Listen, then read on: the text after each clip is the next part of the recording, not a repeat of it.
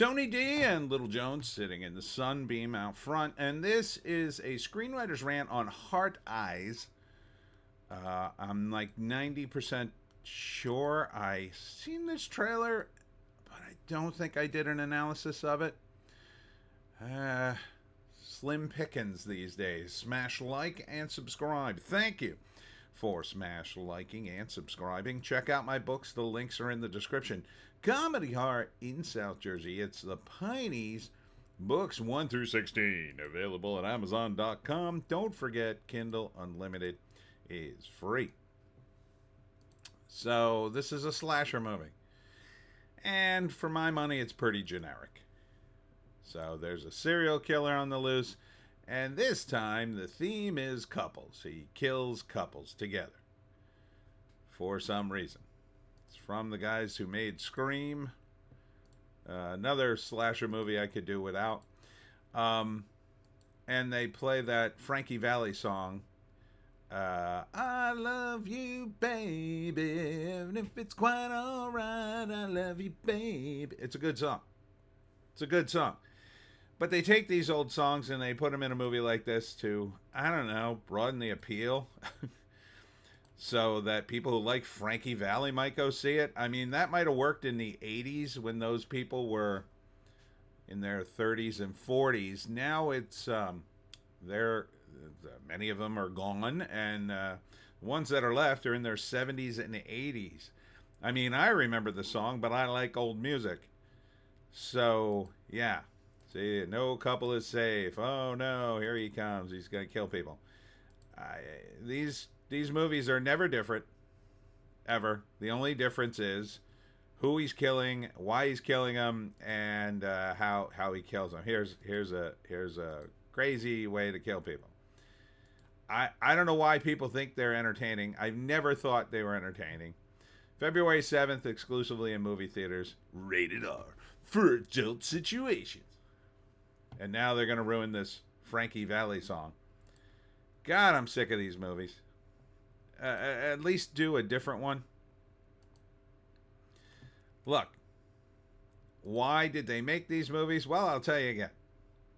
They made these movies back in the day when people went to the movie theater and the demo, remember the demo, the demographics of movies, was 18 to 35-year-old males. Now, why was it 18 to 35-year-old males?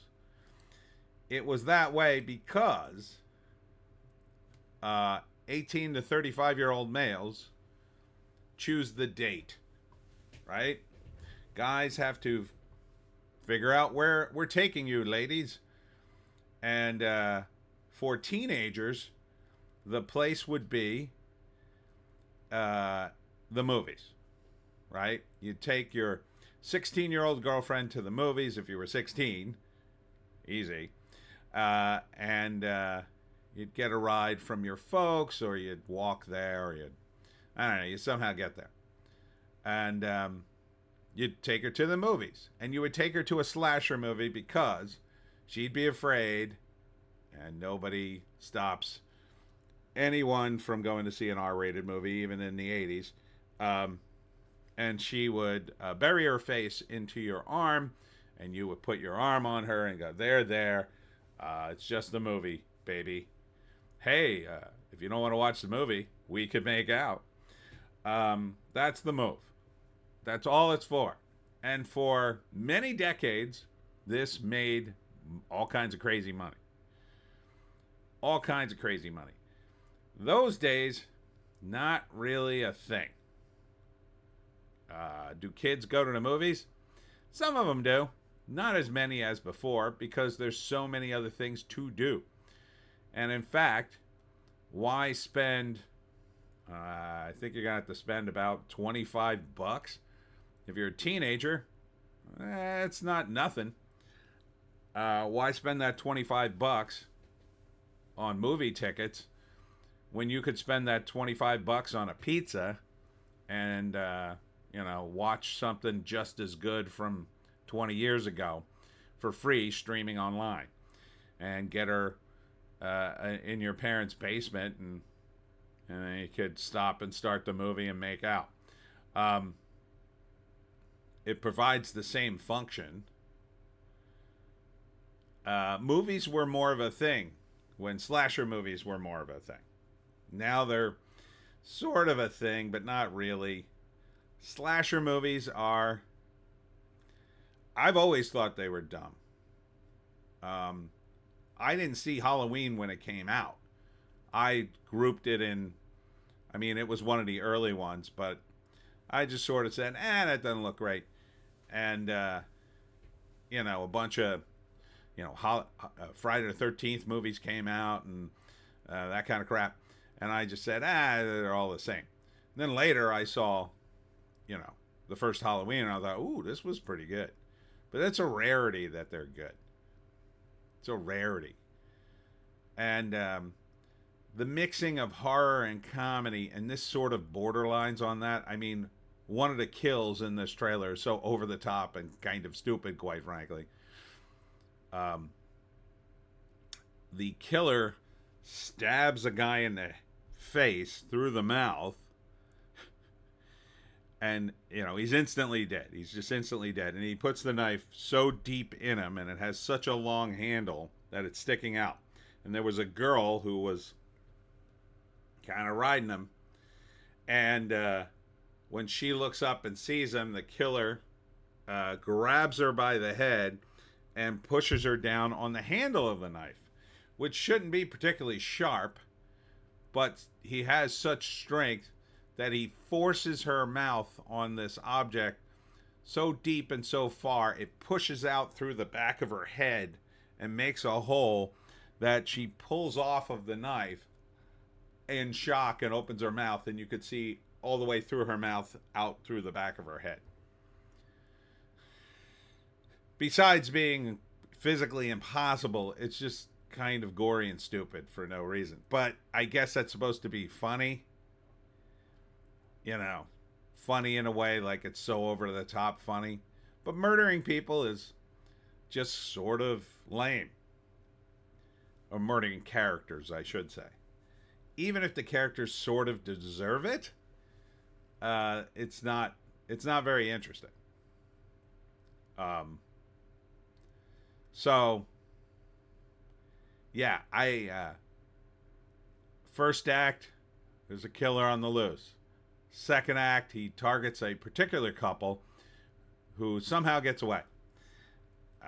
Throughout the second act, he's trying to kill them because he's an obsessive serial killer, or he goes off to kill other victims and they're trying to stop him. The third act, they stop him. They kill him, or he falls in a gorge, or floats down river and they think over a waterfall and they think he drowned. But if this movie does any business, he'll be back. Or it'll be a copycat or whatever. If you like the Scream movies, this might be, see, there it is. Huh? I'm dead. If you like the Scream movies, this could be fun. There he is. He almost slices a woman in half, and this is the couple that runs away.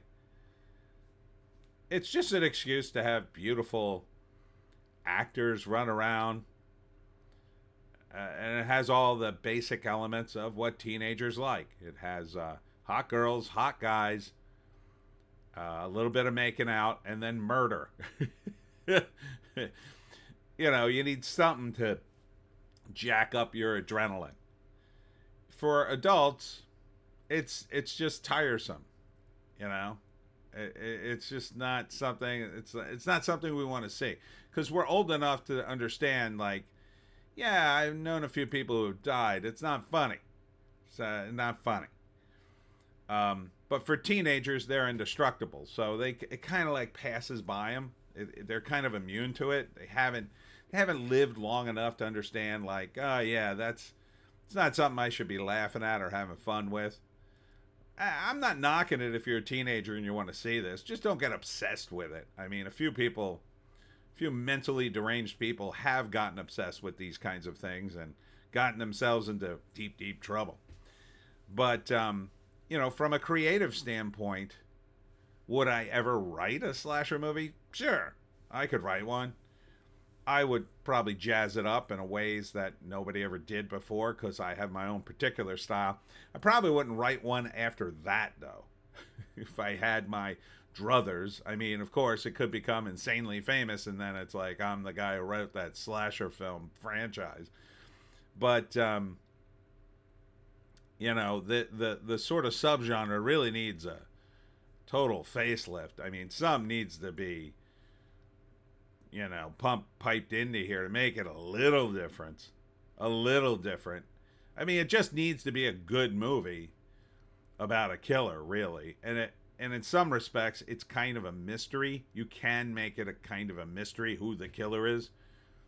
That's often part of the aspect of this kind of thing. So if you play up the mystery a little more and you actually make it a surprise who it is, then maybe you could make this work. If there are actual real stakes here, and that people who die, there are consequences to those deaths, like there were in Halloween, the original Halloween, then yeah, you can make this work. It's not a totally dead sort of subgenre, but yeah, this looks just like it looks like guys at a corporate board could have outlined this movie. Say, yeah, do all these things, and we'll greenlight it. And even that, you could take those sort of corporate movie talking points, put them in the movie, and still make it interesting. So this might, although I think the odds are low, be interesting enough to watch. I don't know. I hate when they associate a good song, good old song with it. Because Frankie Valli didn't do nothing.